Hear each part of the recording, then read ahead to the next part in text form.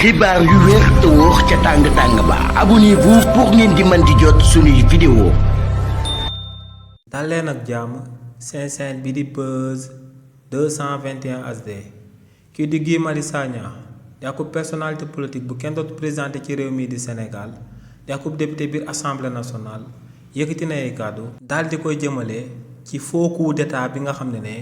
kii di Omar Sissoko Embalo di président bu Guinée Bissau moom moo ko daal di simuler bu koo gëmloo àdduna bi si li ni mel kii di Guy Marius Sagna ne lu leer ba am moom mooy que ne kii di Omar Sissoko Embalo di président bu Guinée Bissau putschiste constitutionnel la waaye tamit putschiste électoral la te ne li ni mel lu koy firndeel moom mooy que ne kii di Omar Sissoko Embalo du gulet la daal di organiser aku faux coup d'état ca biir Guinée Bissau ne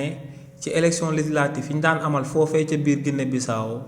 ginnaaw ba mu xamee que ne dañ koy daal di gagné dootul am majorité biir assemblée nationale ne dafa créé woon akub faux coup d'état daal di dissoudre assemblée nationale bi te ne li ni mel ba mu koy amal waa CEDEAO ñoo ngi teewe woon foofee waaye ne waa CEDEAO dañoo nekkoon complice jëmale ko ci jëfinu kookee di Omaro Sissoko Embalo di président bu Guinée Conakry ne waa CEDEAO lu leer ba am moom mooy que ne mën nañoo supporter akub président buy amal coup d'état constitutionnel wala coup d'état électoral ci réewu Afrique yi. nee na kii di Omar Sissoko Embalo ginnaaw ba mu amale woon li ni mel te moom mooy premier faux coup d'état am noonee la yore woon Guinée Bissau di dox ak moom di daan dàq ba suñu waroon a daal di amal ay élection foofee di ko repousser ba lu tolloog at nee na ginnaaw ba mu amalee waatee ay élection mu leer ko ne day daal di perte élection yooyee si la simile waatee akub faux coup d'état ne dañ koo daal di jàpp